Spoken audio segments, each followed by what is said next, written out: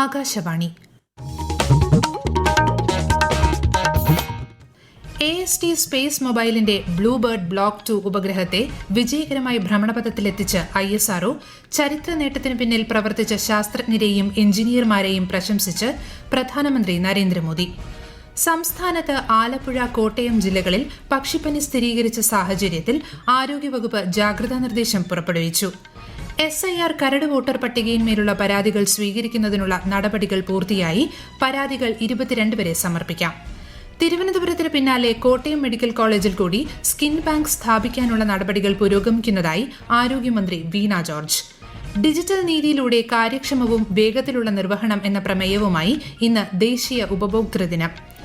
India Sri Lanka വനിതാ T20 പരമ്പരയിലെ അവസാന 3 മത്സരങ്ങൾക്കായി ലോകകപ്പ് ജേതാക്കളായ ഇന്ത്യൻ വനിതാ ക്രിക്കറ്റ് ടീം ഇന്ന് കേരളത്തിലെത്തും.